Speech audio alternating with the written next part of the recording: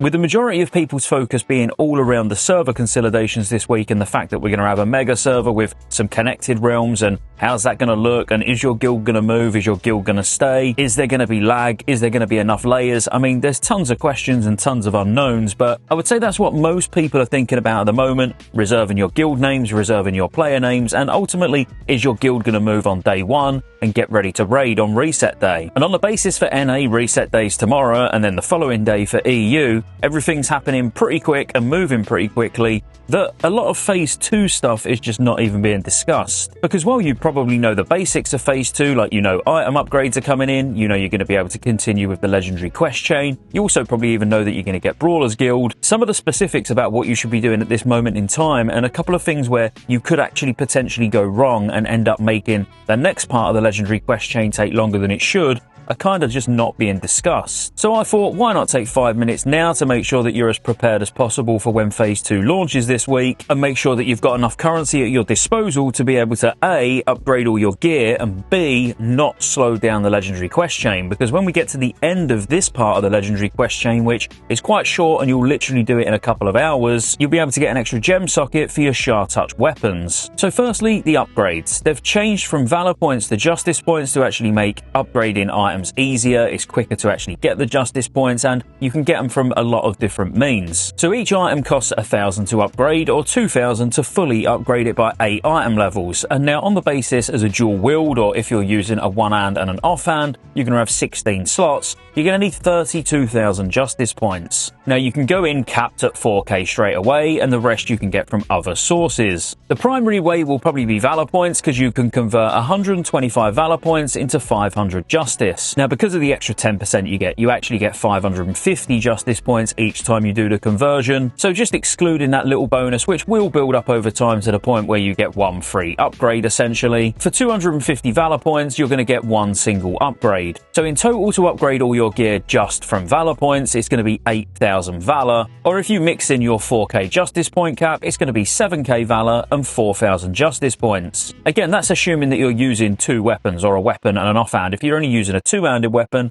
then obviously you're going to need to upgrade one item 2 less times, so you're going to need 2,000 less Justice points. Now what Blizzard have done is actually pretty decent, because I thought this was going to be quite irritating. We was already planning on having Warlock set up to summon backwards and forwards to the vendor, but they've actually added commendations. So you can go and spend all of the Valor points at the vendor over in Town Long Steps, because currently it's the only vendor that you can do it at, and then just go to the item upgrade vendor either in Shrine or Stormwind, Orgrimmar, whichever one you want to go to, upgrading a couple of items at a time, and then using the commendations to top your Justice points back up. Now there are other places you can get Justice points obviously, so you can actually use the Celestial Fragments as well, and you can get these commendations that give you 250. So basically between Celestial Fragments, Valor points, and the Justice points you've got at the moment, if you aim for 32,000, you're going to be able to upgrade every item you've got. Now because they're just Justice points, you don't really need to worry about it only being Abyss gear. If I was using a Celestial item, for example, I would still upgrade it. There's kind of no reason not to, because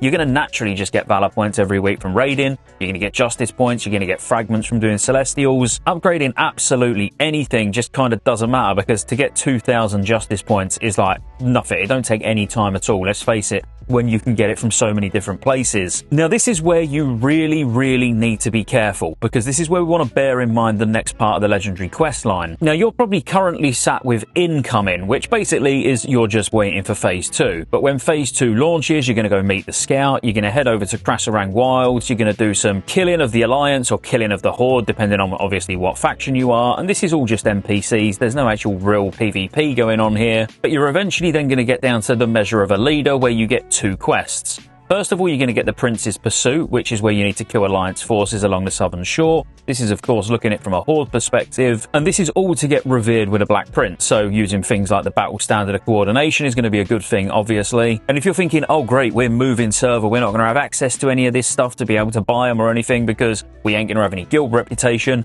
none of that actually matters. Blizzard have kind of at least alleviated a bit of the pain points with the server migration in regards to guilds. They've removed the achievement requirement for heirlooms, they've removed the achievement requirements for purchasing banners, the same for the 8th tab bank slot, they've temporarily buffed guild reputation by 100%, temporarily reduce the cost for guild banks, and also remove the reputation requirement to buy a renowned guild tabard so you can just get your rep faster. Now, I wanted to keep the whole server consolidation stuff to a minimum in this video because I feel like that's all everybody's focusing on at the moment, but I thought that was worth mentioning because if you're thinking, well, it's going to make getting rep a pain because you can no longer get the banner or anything like that, don't worry, you absolutely can. The main thing around this part of the quest, though, is you're going to get a test of valor. Now, back originally, this would take a few weeks to complete because, of course, there was no rolling valor cap. So the whole point of this is literally just to earn 3,000 valor points. This is why it's important when you're trying to get valor to convert over to justice to get your upgrades ready, you really want to make sure that you've got at least 1,400 of the cap untouched. So you want 1,400 spare that you can get next week. On top of that, you're going to get the 1,600 from it just being a new weekly reset and your rolling cap's going to go up. That means you can get all 3k in the same week. So while you're probably tempted over the next couple of days to actually just fully cap your valor points so you can get as many upgrades as possible, and then when you do actually get new upgraded items, you'll have spare valor sat there to convert to justice points to then upgrade those new items. Make sure you leave 1,400 spare. As I say, that's like the important number. Ideally, just leave a couple of K. Like if you're not actually going to use them straight away, it doesn't matter. Just leave your cap uncapped, because that means you're going to be able to get this part done the first week. Then you've got to go and do some PvP, like in Temple of Kotmogu and Silvershard Mines, to win one of each of those. And really, this whole part of the quest chain don't take all that long, but you are going to get that extra prismatic socket at the end of it for your weapon, or weapons if you're dual wielding Shard Touch weapons, and you're going to get extra primary stat on top of like all of the upgrades that you're going to be doing as well. I just wanted to mention it because I feel like the temptation would be there even for me just to go and get my full valor cap so I've got as much as possible for launch, but that would be a mistake. Now, over the next couple of days while you're spamming Celestials trying to get as much justice points as you physically can,